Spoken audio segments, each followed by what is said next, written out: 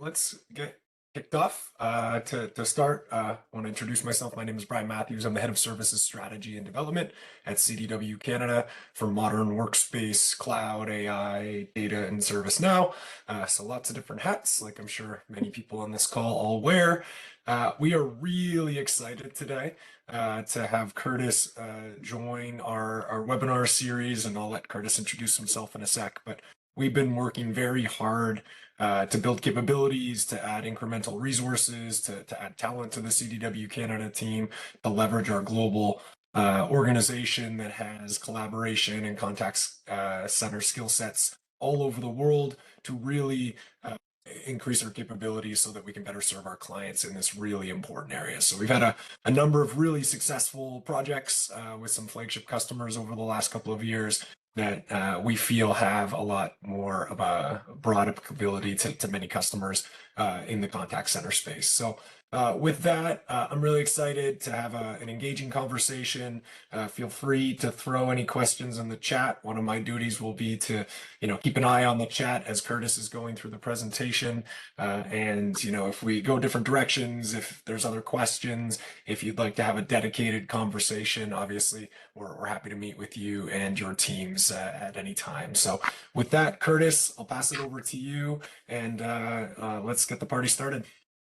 Awesome. Really appreciate that, Brian. Good morning, good afternoon, everybody, whatever time it is out there. I'm currently in Edmonton at our office here, so it is just about noon. My name is Curtis Hoeft. I am a senior solutions architect here at CDW Canada. Joined the organization earlier this year, but I've been in the collab space and the contact center space for the last 21 years now. So time kind of creeps up on you when you've been doing this for as long as you have. But I've worked with just about every platform out there as far as contact center is concerned. So I've worked with, the name drop a few, I've worked with UCCE, UCCX from Cisco. I've worked with WebEx Contact Center, Genesys, Five9, all the big players out there. So I'm really excited to be able to jump in here, talk about some of the new things that are coming with contact center, some of the things that are out there with contact center, and to really help folks get a better understanding of, how do we make things better? Because contact center is one of those things that in general, folks have deployed and not really thought about too much. So let me advance here. Agenda, I don't really want to go too much into it, but we're going to talk about the limitations of traditional contact centers, what they're doing, how they're doing it, what we want to improve on, and then talk about enhancing user experience and customer experience via solutions. And I do have a case study that I can share if we have some time at the end.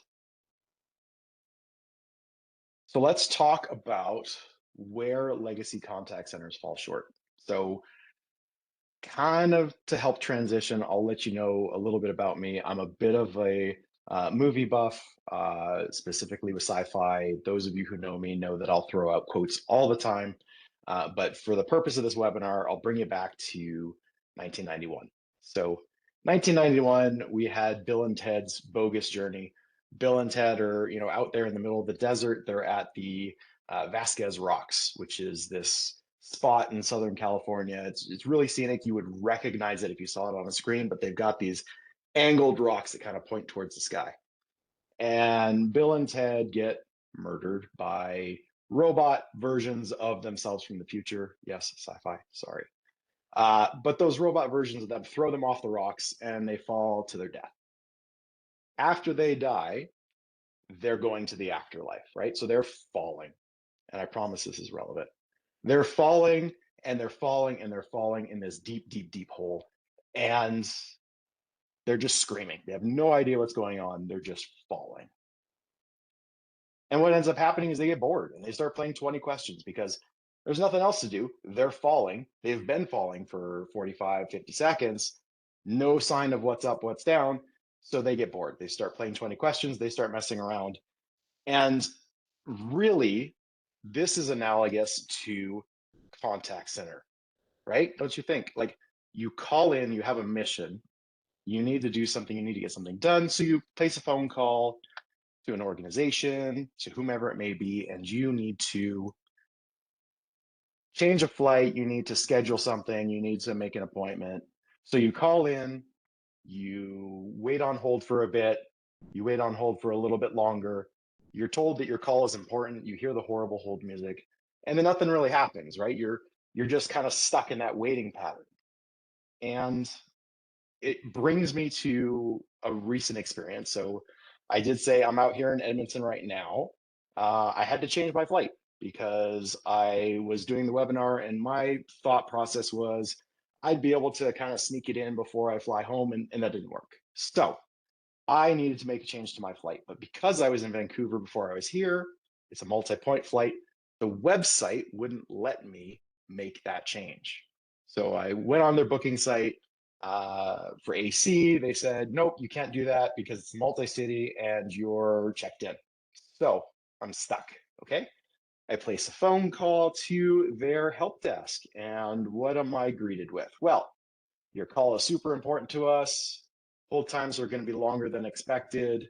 What's that estimated wait time? Well, the estimated wait time at that particular junction was over an hour. So I did what pretty much everybody else would do. I said, yes, I would love to do virtual hold. So I scheduled myself for virtual hold. They called me back. Turns out that they queued me into the wrong group. They queued me into new bookings. New bookings wasn't able to help me, so they transferred me off to someone else. That person didn't get any notes from the first person that I talked to. So now I've waited on hold. I've gotten a virtual hold call. I talked to a guy. All of this just to change a flight. So I'm frustrated and I'm taking it out on this person, and I feel like a jerk, right? And I'm sure this has happened to everybody here where you kind of just vent. And I was having one of those days. I apologized for it profusely, but that's just where I was at that point. So that person helped me out. They rebooked my flight. But overall, if we take a look at it and we take a look at the experience, what did I see? Well, we've got this contact center platform, and all they're really doing is trying to get my phone call to a live body. So anybody, whomever it may be, they just want someone to answer the phone. And in that instance, happened to be the wrong person, right? So I needed somebody who could rebook, not a new booking. The skill thing. So what do we do?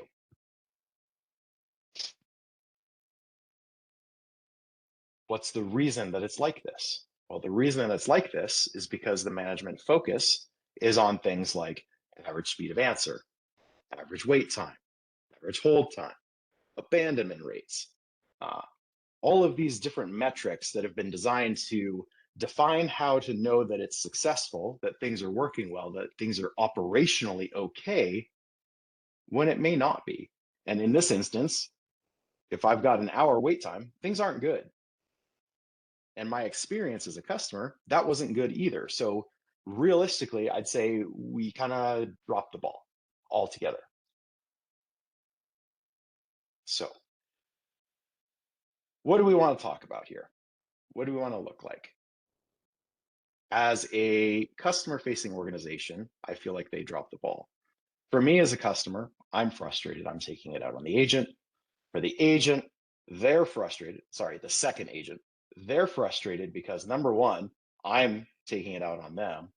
Number two, they're frustrated because the first guy who had talked to me didn't pass along any notes. He had nothing to go on. So he's starting over and dealing with me who's frustrated. So, kind of a quick interactive piece. I'd really be curious to see how many of you have called in to schedule an appointment, book a flight, book a hotel, call your credit card company, make a payment online. And when you did that, you either talked to somebody and had to repeat it, or you filled out something online and had to repeat it. I'm just curious if there's folks here who have gone through that recently in the past 30, 60 days.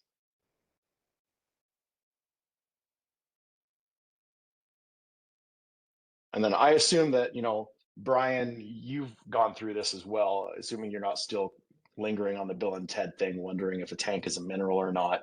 Um, have you had that experience in the last couple of days? month or so? Yeah, I came for some contact center thought leadership and got a Bill and Ted analogy. So I think that's a big win for me today. So thank you for that, Curtis. As you frame that question and you kind of put the 30, 60, 90, I mean, without, maybe being too bold here, I don't recall a single positive experience I've ever had in a situation that you just described, whether it's my you know, phone mobile provider, my internet provider. Yeah, I fly a ton just like you do, so I'm getting a bit of PTSD based on your, flight one. And I'm sure others on the call would echo some of that. And feel free to come off mute or throw in the chat if you've had a similar experience. But maybe one of the questions I would ask is, you know, is this more of a technology problem or is this more of a people problem or is it a combination of both? Like what's the root cause of me getting that poor customer experience on my side?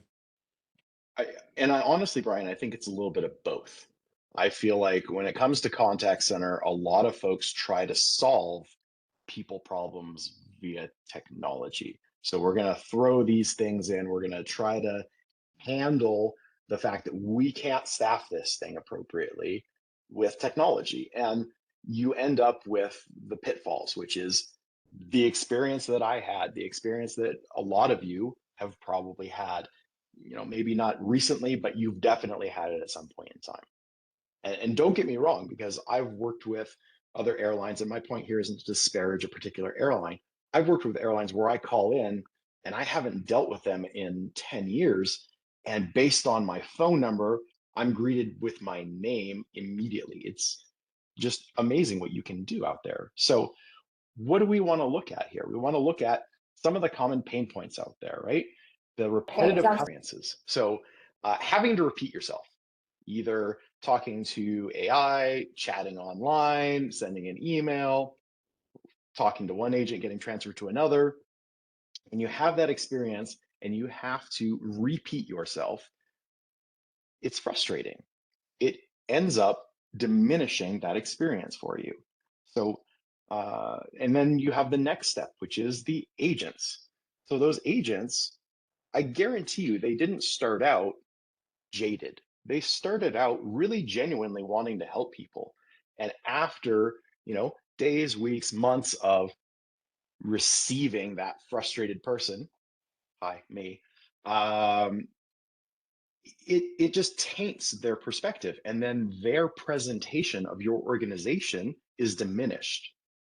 We want to avoid that, right? And then fatigue and overload. So, you've got agent two trying to stitch together what happened with agent one, and there's no records, and now they've got to pry information out of me again, and it's just messy.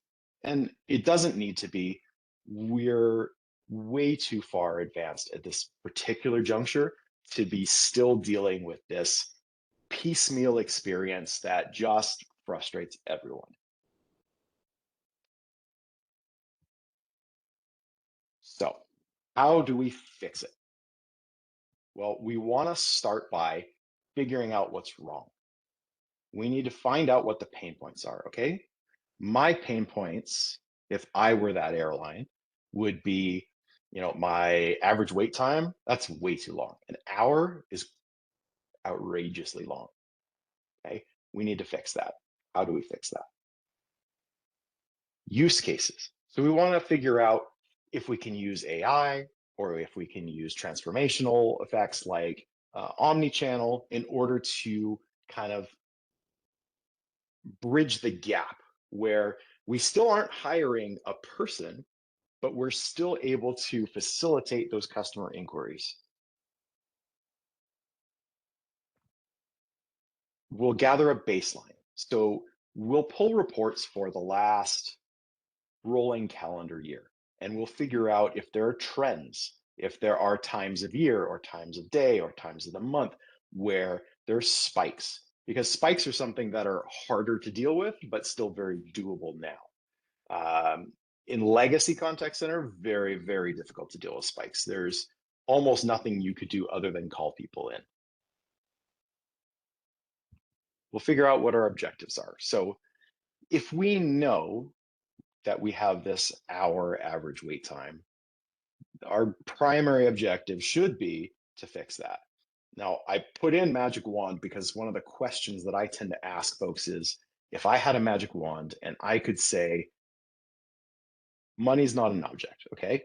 Close your eyes, picture your customer, picture the journey. How do you want your customer to feel, to be received when they call in, email in, SMS in to your organization? How do you want them to be handled? And it's not really a matter of saying, well, this is how we do it, because how we do it is great because it gives you that kind of, I would say, it gives you a template for how you maybe think that, we should guide this process, but it's not necessarily where it needs to be. It's what's always been. So if we could separate ourselves from that and say, budget aside, how do we want to address our customer base? We have that exercise specifically so that we can pull in and really be creative with how to deal with these problems. And then finally, the focus metrics.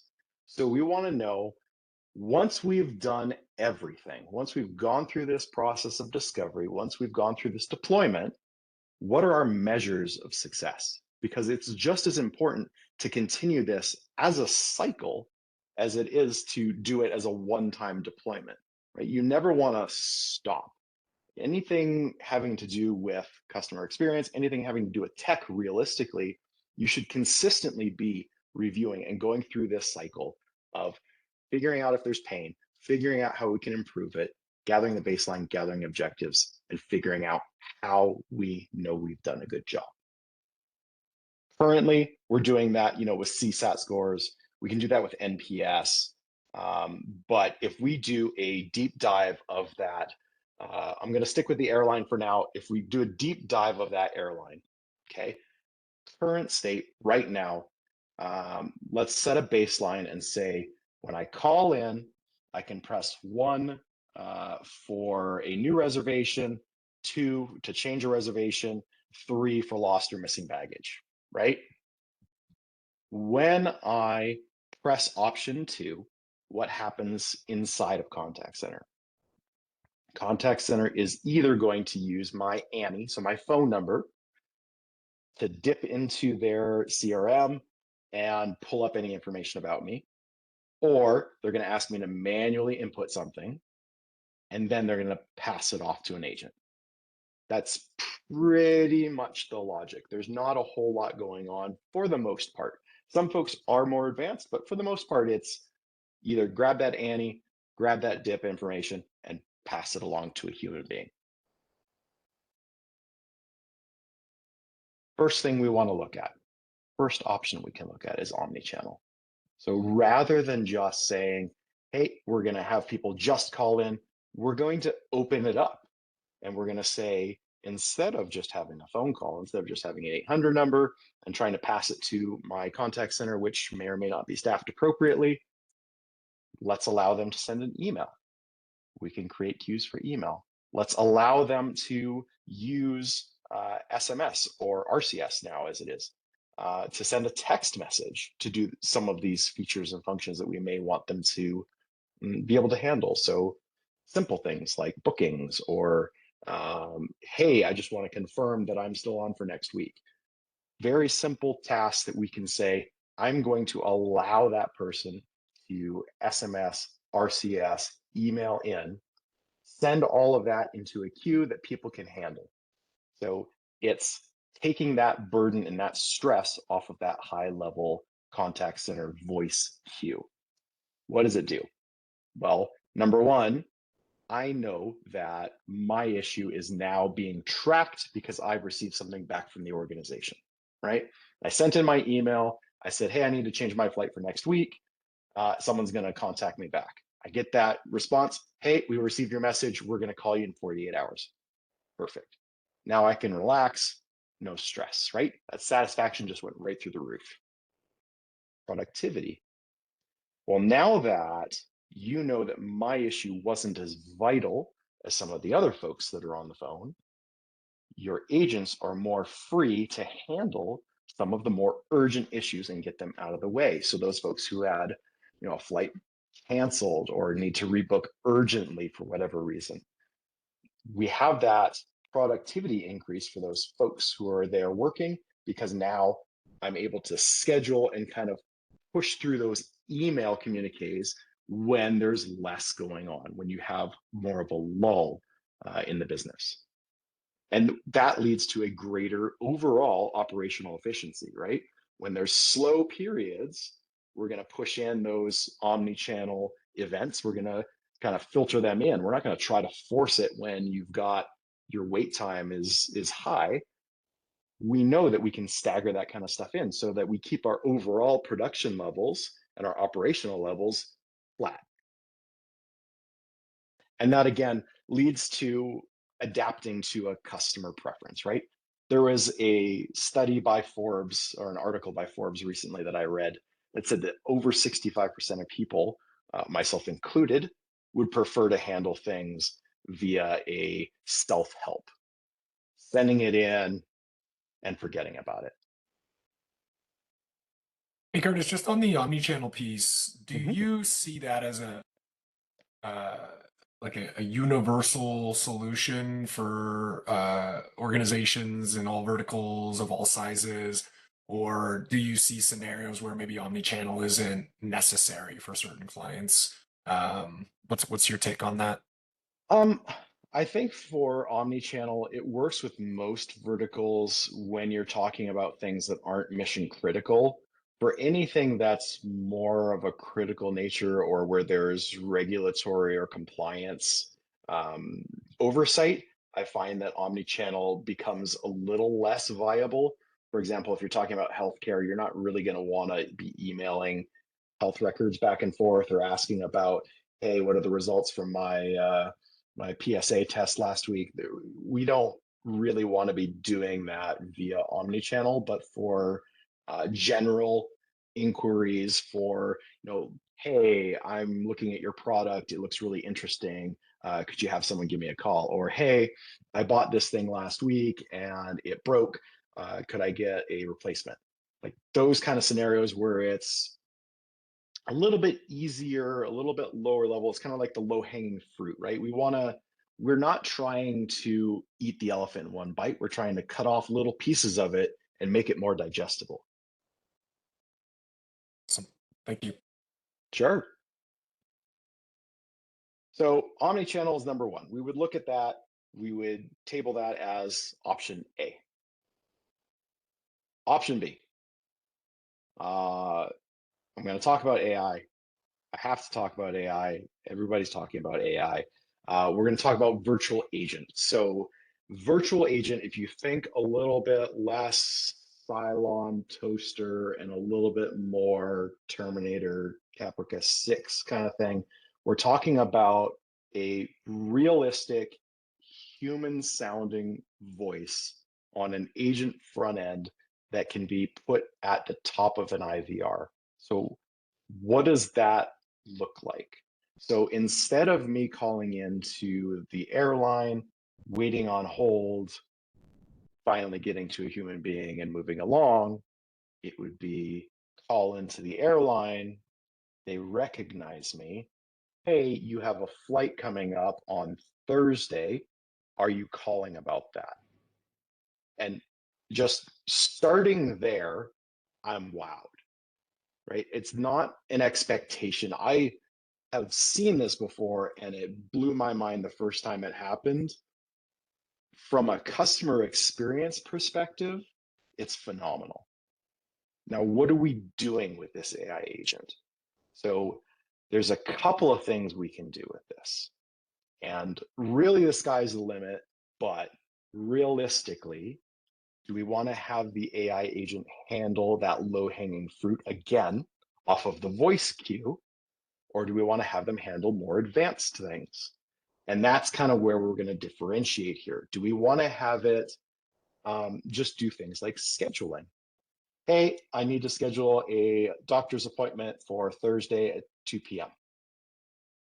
Oh, it's going to do a lookup into your CRM. It's going to see that Tuesday at that time works just fine. It's going to come back. Yes, that time works fine. Would you like to book it? Yes. Okay. We're going to go ahead back to the CRM. We're going to write that record into the CRM. And we're going to come back to the customer and we're going to confirm. So one of the assumptions there was, yes, there is a tie-in to the CRM. That's facilitated via a process called MCP. So the AI within the contact center platform is going to talk to either AI on the back end of the CRM system, or it's going to do a webhook to kind of pull that information back. Okay. That's going to allow, so that scripted AI is going to allow things like uh, standard questions and answers. So if you have an FAQ that it can read off of, that's fantastic. What does this mean though? Well, as a starting point, we're going to have to take your FAQs, we're going to have to take your internal knowledge bases, and we're going to need to make sure that they are up to date, they're current, and that they have accurate information.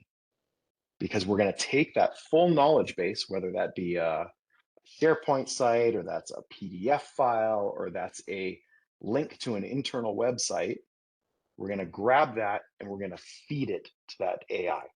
And the AI is then going to be allowed to be given parameters. So we're going to say, only allow this virtual agent to do X.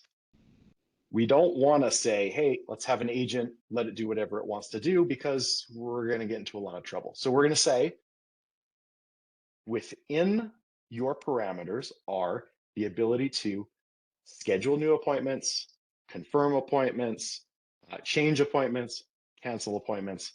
That's it. We put in those safeguards, and that will be all that that agent is able to do. As soon as the customer calls in, they're able to make those requests of an agent. Now, what happens if it tries to go outside of those parameters?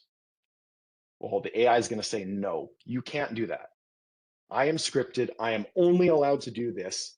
And the only person who's allowed to change that is, well, it's not going to say that, but the only person who's allowed to change that is your internal admin. Any questions there? Like, I would ask that if anyone has any questions about this scripted AI piece, go ahead and throw something in chat so that Brian can grab it. But I know there's a lot of questions about AI out there, and I know a lot of you have been thinking about this. So I fully expect it. The other thing that you can do with AI is that you can do a fully autonomous bot. So that fully autonomous one has a lot more freedom. It still is given safeguards, and it still is given guidelines for what it is and isn't allowed to do.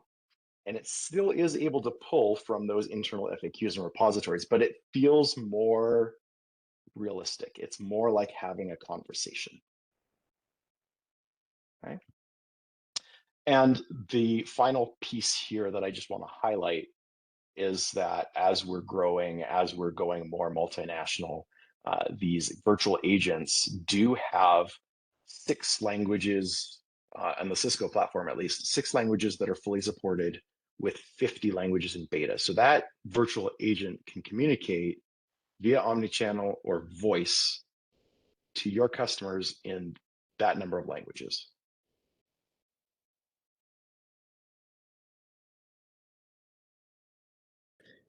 AI Agent Assist. So with AI Agent Assist, for those of you who remember Clippy there, picture your rock star.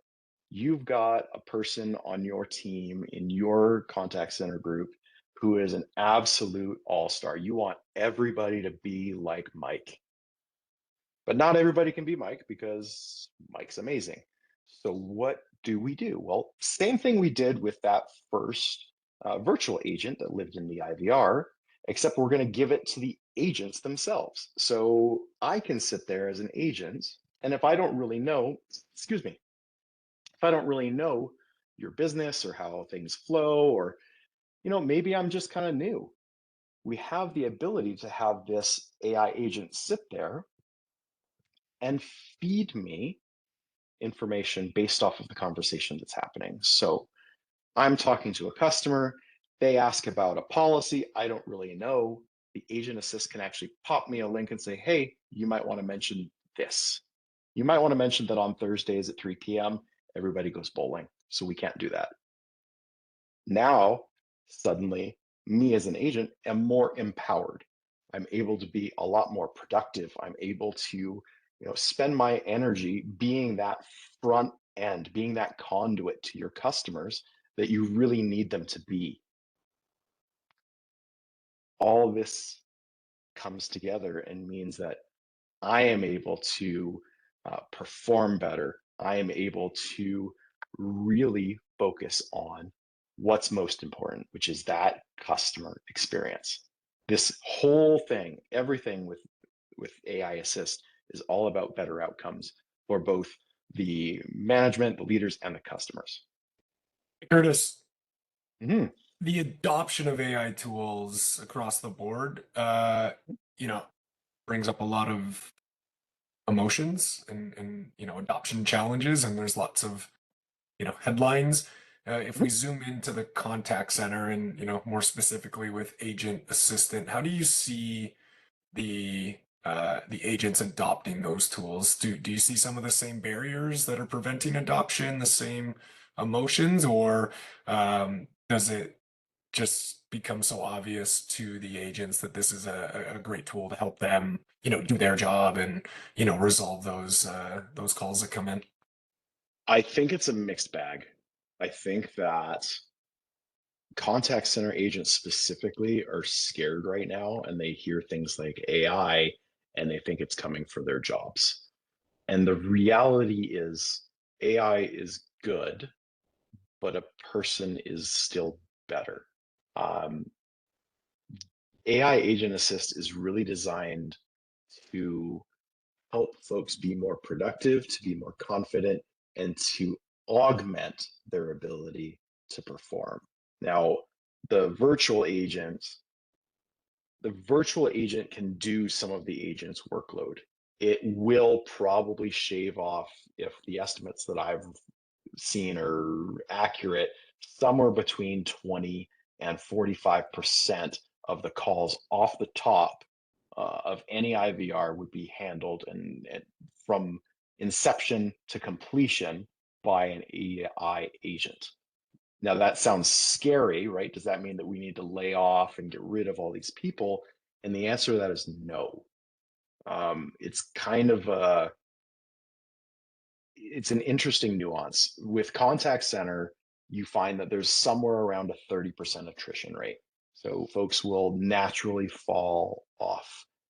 As they're falling off, you're able to put in that virtual agent and say, you know what, we can go ahead and augment that loss with this virtual agent. We're able to justify it because we can take that CapEx and move it to OpEx. Um, but I don't think in general that this is one of those things that's going to take people's jobs outright. I feel like honestly, this is going to help people be more productive, help contact centers be more productive, help organizations be more productive. All. Uh, am I so ignorant that I would say that nobody's going to get laid off from this kind of thing? I don't think so. I think that some folks probably will, but there's an ebb and a flow with everything having to do with technology. We saw this with offshoring. There was a big push to offshore and then it came back. I think there's going to be a ebb with AI. Some folks are going to put in AI and there's going to be a flow where it balances out and people use the tool appropriately to really augment the folks that they have to be more productive, to be that face. Does that make sense? Awesome. Thank you. Well said. Of course. Agent wellness. So, agent wellness is one of those things that never really existed before. Uh, Wellness was always defined by a QA team who would monitor agent calls and say, hey, you did X out of 10 things that you were supposed to do on the call, you did 8 of them. That's your scoring for this week. It didn't really lead to anything other than people being more stressed out. So, what agent wellness is designed to do is to take that second agent that I talked to at the airline and say, hey, it sounds like you just had a really rough call. That guy treated you pretty bad. Why don't you take 10 minutes, go grab a cup of coffee? We'll log you out of the queue temporarily. We'll play some serene music. We'll put up some pictures of your kids, whatever it may be. We want you to recenter and refocus again so that you can go ahead and be that voice of the organization, so that you can be the best version of yourself possible. It is designed to detect any kind of high stress, burnout, changes in intonation, changes in even levels of aggression in your voice. It's able to pick that up, detect that, and say, you know what? It's time to take a break. We're going to go ahead and do it.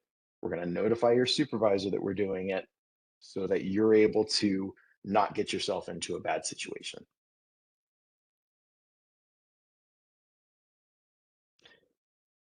One of the things that I skipped over on a previous slide was the integration into CRMs. That's one of the keys of all of this, I believe, with AI and with Omnichannel.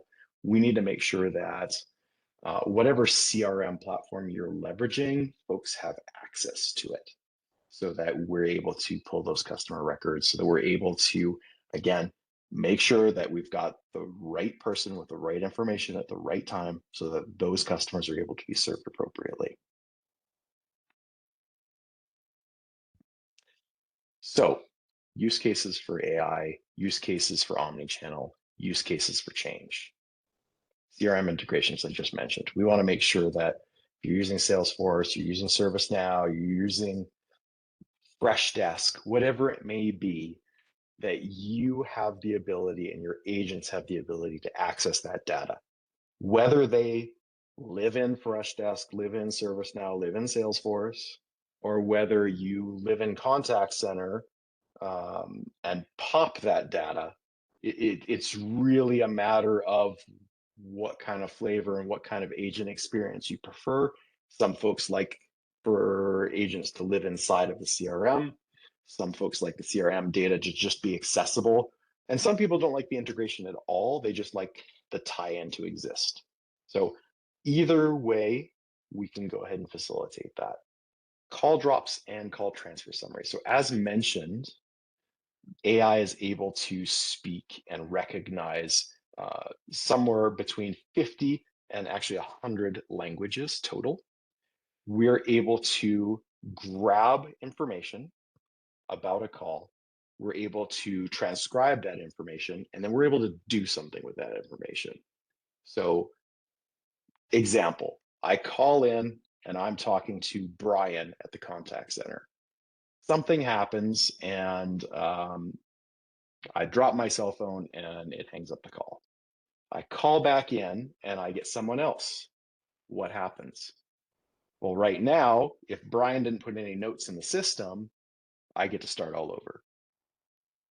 If we leverage a mid-call summary AI, we're able to grab all of that information about my call. We're able to put it into bulleted notes, and we're able to write that off to the CRM. So that the next time I call in, because I hung up, we're able to pull that information, and I'm able to just resume as if I was still talking to Brian. Auto wrap and call summarization. So normal phone call, I call in, I talk to an agent, everything is great. Boom, boom, boom. We get all the bullet points for everything that I talked about, push it to the CRM. Same thing for bad call. Call in, all of the information is exchanged, pushes it to the CRM. What are we doing? We're freeing up that agent. We're making it so that person is not spending 5-10 minutes documenting and notating everything that they did with me. The AI is going to take care of that. So what does that mean? That means that hour wait time gets reduced, because all of those phone calls that are waiting, that agent is now free to jump on the next one. AI quality management, intelligent routing. So QM is going to do things like sentiment analysis. It's going to do those call recordings, and it's going to say, hey, based off of what was exchanged, here's the audio recording of the phone call, here's the written transcript of the phone call, and based off of everything that was exchanged, we feel like that was a positive interaction. Everything's golden. We'll go ahead and push that, and we'll keep that for later. Okay, we can identify vulnerable customers. So again, based off of my interactions with that airline, they're able to see that 9 out of 10 times I'm pretty okay, but that one time I'm pretty much a jerk. Or if it's a repeatable thing, every time I call in, it's like that, we're able to have that information available in the form of a banner. Okay. Uh, Things like AI agent auto creation, auto coaching kind of facilitates the auto coaching facilitates the agents, kind of helping them, guiding them, and that agent auto creation, trying to spin up those virtual agents on their own autonomously so that we can handle specific customer interactions. So takeaways from this whole thing. What do we do? If you're considering deploying AI, it's very, very, very important that you start by aligning your customer journeys, making sure that your FAQs are in line, making sure that you know where you want to go, making sure you understand what the problem is so that it can be articulated. And then we want to modernize deliberately. Now, everything having to do with contact center and specifically with AI and contact center, we want to think about value first and tech second. So we want to move and we want to execute deliberately. We don't want to just jump into this thing and say, let's go. Because if you take a broken FAQ with information that's out of date or doesn't really work, those agents, those AI agents, are going to be relaying that broken information to your customers. Finally, network and accelerate. So we here at CDW Canada are more than happy to have conversations. We are happy to help with transformation. We're happy to just be a sounding board to say, what do you think about this idea? We've got the knowledge, we've got the acumen to be able to deploy all of the modern contact center platforms, minus a few. But for the most part, we can deploy any of the modern contact center platforms out there, and we can do that expeditiously. So feel free to reach out to your account managers. Feel free to reach out to myself. Feel free to reach out to the team. Sneaky fact, that QR code right there on the phone does work. That is a QR link to my email.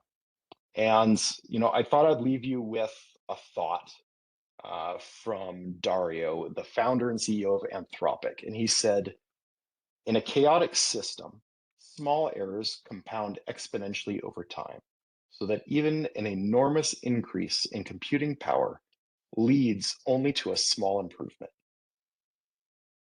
And I thought, when I read that, wow, it's brilliant. It's everything that we've been kind of going over today is we want to make sure that we're doing the right thing at the right time, at the right pace, but that we're doing it clean. I want to thank everybody for your time today. Thank you for joining. If there are any questions, feel free right now to raise your hand, come off mute, shout in the chat.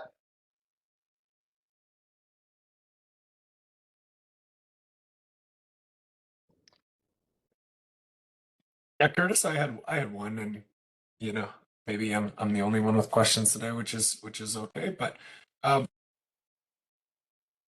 let's just assume I've been thinking about this a long time. I know that our contact center would benefit a lot from this. There's a huge priority around elevating customer experience, and obviously contact center has that kind of key takeaway. Like, what's the first couple of steps I should go and take to go and think about this. I know you talked about data and kind of garbage in, garbage out, and obviously there's some security and governance things, and we want to map this back to value. But maybe just give me a few obvious first steps that I could take. So I would say the first step is just to have a conversation. If you honestly don't know where to start, or if you're overwhelmed with this whole thing, give us a call. We're more than happy. I'm more than happy to jump on a call anytime with anyone and have a conversation about this tech. This is the stuff that I live for. I am a geek at heart and I always will be. This stuff is exciting right now. The capability to modernize, the capability to take, a legacy voice only CC platform and to transform it into something that truly is able to accelerate business is thrilling. Um, Step one, reach out, have a conversation. If you need help figuring out your roadmap, if you need help figuring out your bullet points, what I normally do as part of the process is I like to bridge the gap between the technology teams and the business teams because I find traditionally that there is that segregation. There is a space in between, and that space ends up creating some sort of contention. I like to eliminate that. So I like to get in and just, we're not talking about money, we're not talking about timelines, we're not talking about technology. Let's just do a whiteboard session. Let's just draw how we want this thing to work and how we want this thing to operate. And we go from there. Things like the FAQs, you can take an FAQ and if your internal knowledge base is monstrous, yeah, it's going to take a little bit of time to go through that. But if you have an idea of what it should look like, we can work with that. We can tell an AI that we only want it to do X number of things, and we can, in real time, program it to only do specific things and to have certain guidance. So, you know, I think the very, very, very first step is to have the conversation, to be open about it, to be transparent about it. There is no downside to having the conversations. It's really just, where do I start? And from there we don't even need to talk about technology, as in, do I go Cisco, do I go 5 9? We talk about how, again, how you want your customer experience to be, because a lot of the features are going to be very similar between the platforms. So I don't like to start with platform, I like to start with how rather than why. Awesome.